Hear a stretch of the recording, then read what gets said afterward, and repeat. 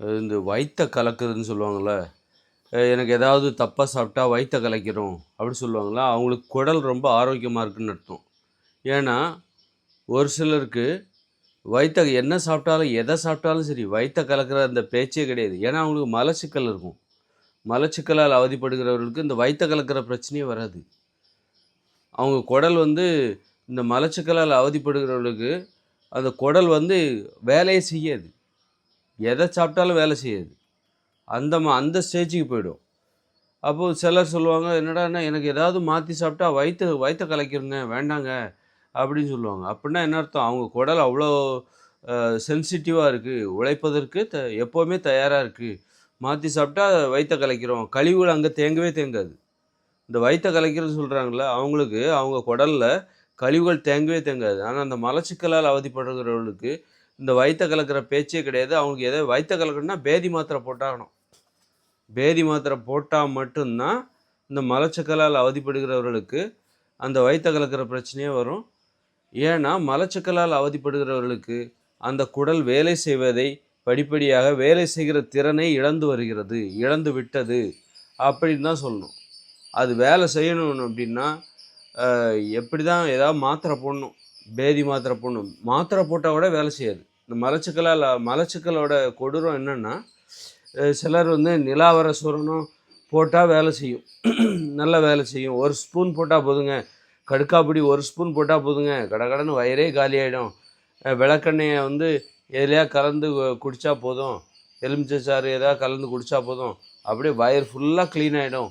அப்படி சொல்லுவாங்க. சிலர் சிகரெட் புடிச்சா எ இது அந்த குடல் கொஞ்சமாவது வேலை செய்யுது. தூண்டி விட்டாலாவது வேலை செய்யுது. தூண்டி விட்டா கூட அந்த குடல் வேலை செய்யாத நிலைமைக்கு போயிடும். யாருக்கு அப்படின்னா, அந்த மலச்சிக்கல் இருக்குல்ல, எந்தவித தூண்டுதலுக்கும் எனிமா எடுத்தாலும் வராது. பொடி சாப்பிட்டாலும் வராது. ஏதாவது நிலாவர பொடி சாப்பிட்டாலும் வராது. கடுக்கா பொடி சாப்பிட்டாலும் வராது. விளக்கெண்ணெய் குடித்தாலும் வராது. வெந்நீர் குடித்தாலும் வராது. சிலர் டீ குடித்தாலே எனக்கு கடகடன்னு வயிறு காலி ஆகிடுன்னுவான். அப்போ அந்தளவுக்கு ஏதாவது தூண்டி விட்டாலே வேலை செய்கிற, தூண்டி விடாமலே வேலை செய்யணும். அது நல்லா தூண்டி விடாமல் காலையிலனா வயிறு காலி ஆகிடணும். அந்த வயிற்றில் இருக்கிற கழிவெல்லாம் வெளியே போயிடணும். அப்போ இல்லைன்னா ஏதாவது தூண்டுதல், இந்த மாதிரி பொடி ஏதாவது மருந்து ஏதாவது போட்டு அதை தூண்டி விடணும். டீ குடித்தா கூட அது ஒரு தூண்டுதல். சிகரெட் பிடிச்சா எனக்கு வெளியே போயிடும், காய் போயிடும். அப்போ ஏதாவது தூண்டுதல். இது செகண்ட் ஸ்டேஜ். ஃபஸ்ட்டு ஸ்டேஜ் எந்தவித தூண்டுதலும் இல்லாமல் அந்த குடல் வேலை செய்ய வேண்டும். அந்த மலக்குடல் வேலை செய்ய வேண்டும். கழிவுகள் வெளியேறிவிட வேண்டும். சரி, அது அப்போ அந்த தூண்டுதல் இல்லை. அப்போ சிலருக்கு அந்த தூண்டுதல் தேவைப்படுகிறது. இல்லை, தானாக வேலை செய்ய மாட்டேங்குது. அப்போ வேலை செய்கிற திறனை கொஞ்சம் இழந்துடுச்சு. அப்போ ஏதாவது தூண்டி விட்டால் தான் வேலை செய்யும். இப்போ படிக்கிற பையன் நான் எதுவும் சொல்லாமலே படிப்பான். தானாகவே படிக்கிறான். இன்னொருத்தர் ஏதாவது சொன்னால் தான் படிப்பாங்க. சொன்னால் படிப்பாங்க. சிலர் என்ன சொன்னாலும் படிக்க மாட்டாங்க. அடித்தாலும் சரி, என்ன சொன்னாலும் படிக்க மாட்டாங்க. அதுபோல் தான் திட்டினாலும் சரி, எவ்வளோ பனிஷ்மெண்ட் கொடுத்தாலும் அதை அவங்க படிக்க மாட்டாங்க. அதுபோல் தான் நம்ம மலக்குடலும் தூண்டி விடாமலே வேலை செய்கிறது நல்ல ஆரோக்கியமான குடல். தூண்டுனா தான் வேலை செய்யும், மருந்து போட்டால் தான் வேலை செய்யுமா, ஏதாவது மெடிசன், ஏதாவது கடுக்காப்பொடி, திரபலாதி சுடி சூரணம் அல்லது நிலாவரை சூரணம் போட்டால் தான் அது வேலை செய்யும் அப்படிங்கிறது 2வது ஸ்டேஜ். 3வது ஸ்டேஜ், என்ன சாப்பிட்டாலும் அது வேலை செய்யாது. பொடி சாப்பிட்டாலும் சரி, என்ன சாப்பிட்டாலும் வேலை செய்யாது. அல்லது கொஞ்சோண்டு வேலை செய்யும். ஒரு கட்டத்தில் என்ன சாப்பிட்டாலும் வேலை செய்யாது. இந்த ஸ்டேஜ் இருக்குல்ல, எந்தவித தூண்டுதலும் இல்லாமல், எந்தவித கடுக்காப்பொடி, நிலாவர சூரணம் இல்லாமல் வேலை செய்து பாருங்கள். அவங்களுக்கு ஏதாவது டீ ஏதாவது மாற்றி குடித்தா போதும், வயிற்ற கலக்கிடும். அந்தளவுக்கு அவங்களுக்கு மலச்சிக்கல்னாலே என்னன்னு தெரியாது. அவங்களுக்கு வயிற்ற கலக்கிற பிரச்சனை தான் இருக்கும். அவங்களுக்கு வயிற்ற கலக்கிற பிரச்சனை. மலச்சிக்கல்ங்கிறது அவங்களுக்கு தெரியாது. வயிற்ற கலக்கிருமோன்னு தான் பயப்படுவாங்களே தவிர, மலச்சிக்கல்ங்கிறது என்ன, எப்படி வருது, அது எப்படி, அது மலச்சிக்கல்னால் என்னப்பா அது அப்படின்னு தான் யோசிப்பாங்க. ஆனால் இந்த இந்த மலச்சிக்கலால் அவதிப்படுகிறவர்களுக்கு இந்த வயிற்ற கலக்கிற பிரச்சனையே வராது. வயிற்ற என்ன சாப்பிட்டாலும் அது மலம் போகாது. அப்போது இந்த குடலை ஆரோக்கியமாக மாற்ற வேண்டும். வயிற்ற கலக்கிற பிரச்சனை தான் சரியானது. எதை சாப்பிட்டாலும், அதாவது ஏதாவது தப்பாக சாப்பிட்டுட்டா வயிற்ற கலக்கிறோம் அப்படிங்கிறது ஒரு குடலின் ஆரோக்கியமான நிலை. மலச்சிக்கலுக்கெல்லாம் போயிடவே போயிடக்கூடாது. அதுதான் உடல் பருமனுக்கு வழிவகுக்கும். கல்லீரல் கெட்டுப்போச்சு அல்லது வேலை செய்ய மாட்டேங்குது, குடலும் வேலை செய்ய மாட்டேங்குது, குடலில் நிறைய புண்ணு இருக்குதுன்னு அர்த்தம். இந்த இந்த மலச்சிக்கல் என்பது அந்த குடல் வேலை செய்ய முடியும். குடலில் இருக்கிற அந்த குடல் ஆரோக்கியமாக இல்லை, அதில் நிறைய புண்கள் இருக்கலாம். புண்ணு இருக்கும்போது என்ன ஆகும், அந்த புண்ணில் கெட்ட திரவம் தான் வடியும். அதனால தான் அந்த குடல் மலச்சிக்கலால் அவதிப்படுகிறது, அது வேலை செய்ய மாட்டேங்கிறது. இந்த வயிற்ற கலக்குதுன்னவங்கள ஏதாவது தப்பாக சாப்பிட்டா வயிற்ற கலக்குதுன்னு சொல்லலாம். ஆரோக்கியமான ஒரு குடல் உள்ளவங்களுக்கு அந்த குடலில் புண்ணுன்னு இல்லாமல் நல்லா ஆரோக்கியமாக இருக்க போய் தான் அது குடல் அவ்வளோ சென்சிட்டிவாக எந்தவித தூண்டுதலும் இல்லாமல் வேலை செய்கிறது. கொஞ்சம் ஆரோக்கியம் குறையும் போது தூண்டுதல் தேவைப்படுகிறது. கடுக்காப்பொடி ஏதாவது சுத்தமாக ஆரோக்கியத்தை அது இழக்கும்போது, அந்த மலக்குடலில் புண்கள் அப்படி இப்படின்னு நிறைய விஷயங்கள் இருக்கும்போது அது மலச்சிக்கலால் அவதிப்படுகிறது. எதை சாப்பிட்டாலும் அது கழிவுகள் வெளியே போகுது. அப்போது உடல் பருமன் வெளியே ஆகிடும். ரொம்ப நிறைய சாப்பிட்டு பார்ப்பாங்க, 2 நாளைக்கு ஒரு வாட்டி கொஞ்சமாக வெளியே போவோம், மீதி கழிவு உடம்புலே தங்கும். உடம்பெல்லாம் கெட்டு போய் நஞ்சாயிடும் அந்த மலச்சிக்கல். அப்போ இந்த மலச்சிக்கல் இதுலேருந்து வெளிவரணுன்னா இந்த குடலை ஆரோக்கியமாக மாற்றணும். அதுக்கு என்ன பண்ணணும் அப்படின்னா ரொம்ப ஈஸிங்க. குடலை ஆரோக்கியமாக மாற்றுறது ரொம்ப ரொம்ப ஈஸி. என்னென்னா நீங்கள் பச்சை காய்கறிகளை பச்சையாக சாப்பிடுங்க. அது அவ்வளோ எந்த மருந்தும் கிட்ட நிற்க முடியாது. மருந்தெல்லாம் அப்புறம் தான், உணவுக்கு பின்னாடி தான் மருந்து. தப்பான உணவை சாப்பிட்டா தான் உனக்கு மருந்து தேவையே தவிர சரியான உணவு சாப்பிட்டா மருந்துங்கிறது தேவையே கிடையாது. அப்போ என்ன பண்ணணும் அப்படின்னா வெண்டைக்காய், கோவக்காய் இது ரொம்ப முக்கியம். இந்த மாதிரி பச்சை காய்கறிகளை சாப்பிடுங்க. காலை உணவு பச்சை காய்கறிகள், காலை உணவு அதுபோல் மாலையும் சாப்பிடணும். வெறும் ஒரு வேளை மட்டும் சாப்பிடக்கூடாது. சும்மா காலையில் 10 வெண்டைக்காய் சாப்பிடுங்க. வெண்டைக்காய் சாப்பிடும்போது உள்ள சொத்தெல்லாம் இருக்க வாய்ப்பு இருக்குது. வெளியே நல்லா தான் இருக்கும், அதனால் பார்த்து சாப்பிடணும். ஒரு கோவக்காவை நம்பி சாப்பிடலாம், உள்ள சொத்தெல்லாம் இருக்க வாய்ப்பு. வெளியே சொத்தெல்லாம்னா உள்ளேயும் இருக்காது. ஒரு கோவக்காயில் சொத்தை எதுவும் பார்த்தது நான் இது வரைக்கும் பார்த்தது கிடையாது. கோவக்காய், வெண்டைக்காய் இது மலக்குடலை ஆரோக்கியம் படுத்தும். பச்சை காய்கறிகளை பச்சையாக சாப்பிடு, உப்பு சேர்க்காத, மிளகாத்தூள் தொட்டு சாப்பிடாத. பச்சையாக சாப்பிட்டா அந்த குடல் சென்சிட்டிவாக மாறுது. பழையபடி அந்த ஒரு ஆரோக்கியமான ஒரு குடல் யாருக்கு இருக்கும், அவங்களுக்கு மலச்சிக்கல்ங்கிற பேச்சே கிடையாது. எதையாவது மாற்றி சாப்பிட்டா வயிற்ற கலக்கிடும். அந்த மாதிரியான பிரச்சனையை சந்திப்பாங்கள்ல, அதுபோல் ஒரு நிலைமைக்கு சென்சிட்டிவாக சூப்பராக வேலை செய்ய ஆரம்பிச்சிடும் பச்சை காய்கறிகளை சாப்பிட்டால். இப்போதைக்கு நான் ரெண்டு காய்கறி சொல்கிறேன். ஏன்னா இப்போதைக்கு நான் 2 காய்கறியை தான் நான் பழக்கப்படுத்திக்கிட்டு வரேன். 3 காய்கறி பழக்கப்படுத்திட்டு வரேன். கொத்தவரங்காய் டெய்லி 2 சாப்பிட்றேன். அப்புறம் டெய்லி ஒரு 6 குறைஞ்சது 6 வெண்டைக்காய் சாப்பிட்றேன். அதுமாதிரி டெய்லி 10 கோவக்காய் சாப்பிட்றேன். இது ஒரு நாள். அப்போ நீங்கள் இந்த மாதிரி அப்புறம் திராட்சை பழம் டெய்லி இவ்வளோ திராட்சை பழம் வாய்ப்பு இருந்தால், இப்படி டெய்லி சாப்பிட முடியாது, ஒரு நாள் விட்டு போகும், பரவாயில்ல. அப்போ வேறு ஏதாவது காய்கறியை போட்டு ஃபில்லப் பண்ணிக்கணும். வேறு ஏதாவது பச்சை காய்கறிகளை சாப்பிட்ணும். பச்சை காய்கறிகளை ஒரு 30-50% சாப்பிட பழகிட்டிங்கன்னா போதும். நீங்கள் சமைச்ச உணவு சாப்பிட்டுட்ருக்கீங்க, சோறு மட்டும் சாப்பிட்றாதீங்க. சோறு, கேழ்வரகு, கோதுமை இதெல்லாம் வேலை செய்ய விடாது உடம்பை. இந்த பச்சை காய்கறிகளோட செயல்திறன் கூட இழந்து போயிடும். பச்சை காய்கறிகளை வேலையே செய்ய விடாது. நல்லா பார்த்தீங்கன்னா சோறு சாப்பிட்டிங்கன்னா உங்களுக்கு சோம்பேறித்தனம் வரும். என்ன ஆகுதுன்னா உடம்பை வேலை செய்ய விட மாட்டேங்குது, அதுதான் சோம்பேறித்தனம். அப்படின்னா என்னது, உள்ளுறுப்புகளையும் அது வேலை செய்ய விடாது. அதனால் நீங்கள் பச்சை காய்கறிகளை சாப்பிட்டுட்டு சோறு சாப்பிட்டிங்கன்னா முதல்ல பச்சை காய்கறிகளை சாப்பிட்ணுங்கிற ஆசையே வராது. சோறு சாப்பிட்டா பச்சை காய்கறிகளை சாப்பிடணும், பச்சையாக சாப்பிட்ணுங்கிற ஆசையே வராது. சோறு ஒரு அடிமைப்படுத்துகிற ஒரு உணவு. அப்படி இருக்கும்போது சோறு சாப்பிட்டிங்கன்னா இந்த காய்கறிகளை சாப்பிட்ணுங்கிற ஆசையே வராது. ஃபஸ்ட்டு அதை கடைபிடிக்கவே முடியாது. எனக்கு பச்சை காய்கறிகளை சாப்பிடவே முடியலைங்க அப்படின்னு சோறு உங்களை சுவைக்கு அடிமையாக இருக்கும். ஆரோக்கியத்துக்கு அடிமையாக்கணும். நீங்கள் ஆரோக்கியத்துக்கு அடிமையாகும்போது தான் பச்சை காய்கறிகளை சாப்பிடுவீங்க.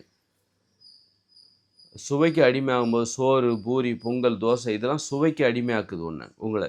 அதில் ஆரோக்கியம் கிடையாது.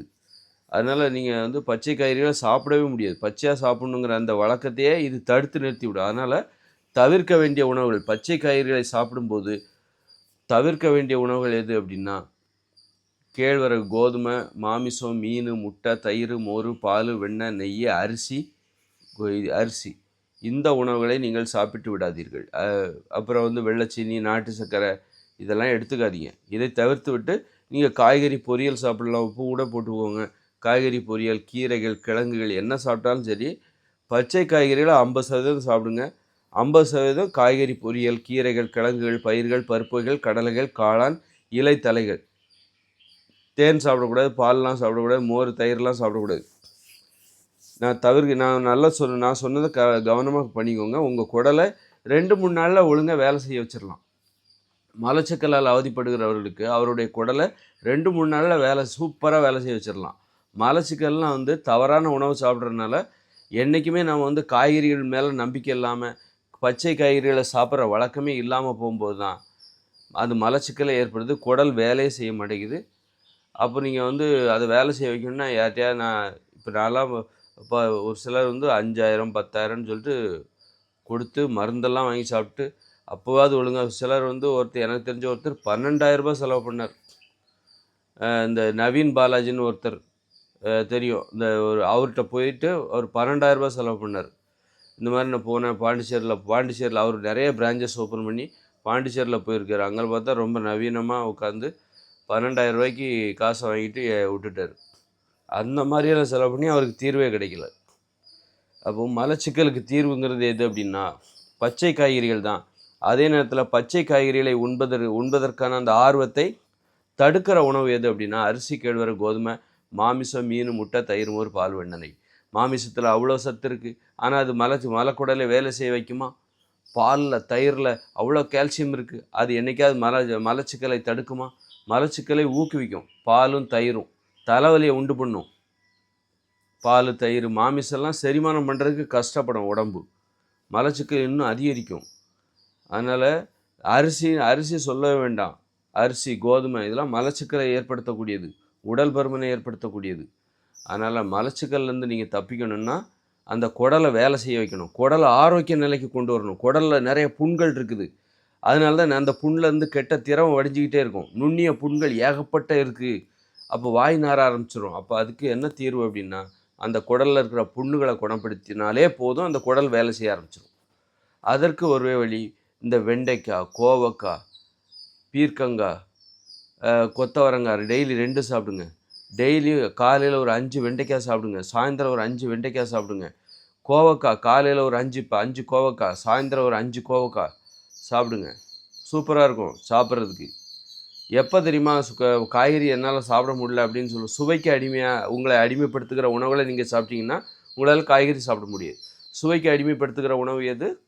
இந்த அரிசி, கேழ்வரகு, கோதுமை இதெல்லாம் சுவைக்கு அடிமையானவர்கள் உணவு. உங்களுக்கு அதில் சத்துக்கள் கிடையாது, கேடு தான் இருக்குது அதில் நிறைய. அப்போ அதை சாப்பிட்டுட்டு உங்களால் காய்கறி சாப்பிட முடியாது. அதனால் காய்கறி சாப்பிட்ணும், என் உடம்பை ஆரோக்கியமாக்கணும் அப்படின்னா என் குடல் ஒழுங்காக வேலை செய்யணும், எனக்கு மலச்சிக்கல்ங்கிற பிரச்சனையே வரக்கூடாது.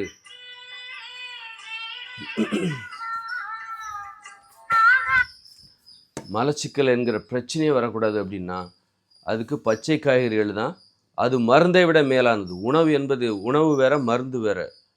பச்சையாக இருக்கிற வரைக்கும் தான் அது உணவு. அதை சமைச்சிட்டிங்கன்னா மருந்து. அப்போ நம்ம சமைச்சு குழம்பு, வத்த குழம்பு அதிலெல்லாம் காய் போடுறோமே, அதனால் ஒரு பிரயோஜனம் கிடையாது. மருந்து சமைச்சிட்டா பச்சையாக இருக்கும்போது உணவாக இருக்குது, அதை சமைக்கும்போது அது மருந்தாக மாறிவிடுகிறது. ஆனால் உணவு தான் எப்போவுமே சிறந்தது. தலை சிறந்தது உணவு தான். நோய்கள் வரவிடாமல் தடுக்கக்கூடியது உணவு. நோய் வந்த பிறகு அதை கட்டுப்பாட்டிற்குள் வைக்கக்கூடியது தான் மருந்தாக இருக்கிறது. அதனால் நோயை குணப்படுத்துகிறதே ஒரு கலை. நீங்கள் 50% உணவுகள் இந்த இயந்திர அறிவியல் உலகில் என்னால் சமைச்ச உணவை எப்படி சாப்பிடாமல் இருக்கிறது, எனக்கு நிறைய ஆசையாக இருக்குது அப்படின்னா நீங்கள் என்ன பண்ணணும்? 50% உணவு சமைச்ச உணவாக இருக்கணும், 50% உணவு பச்சை காய்கறிகளாக இருக்கணும். அதே நேரத்தில் இந்த 50% உணவில் அரிசி, கேழ்வரகு, கோதுமை, மாமிசம், மீன், முட்டை, தயிர், மோர், பால், வெண்ணெய், நெய், தேன் இது இடம்பெறக்கூடாது. அப்போ தான் உங்களால் 50% காய்கறிகளை பச்சையாக சாப்பிட முடியும்.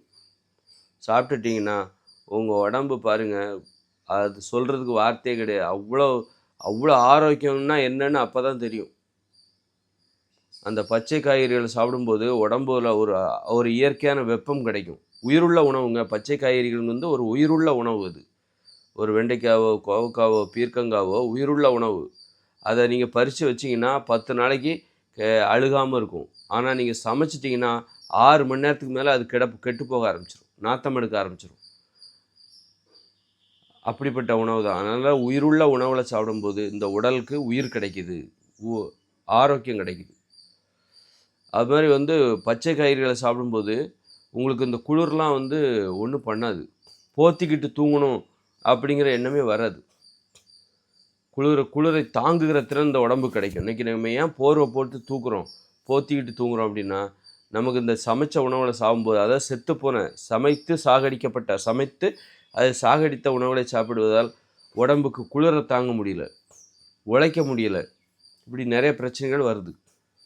அதுவே பச்சை காய்கறிகளை நீங்கள் 50% 100%லாம் சாப்பிட்டீங்கன்னா குளிரை தாங்குகிற திறன் வந்துடும். எப்படி ஆடு மாடெல்லாம் பாருங்கள், எப்படி குளிரை தாங்குது. அது பச்சை உணவுகளை சாப்பிடுகிறது, உயிருள்ள உணவுகளை சாப்பிடுகிறது.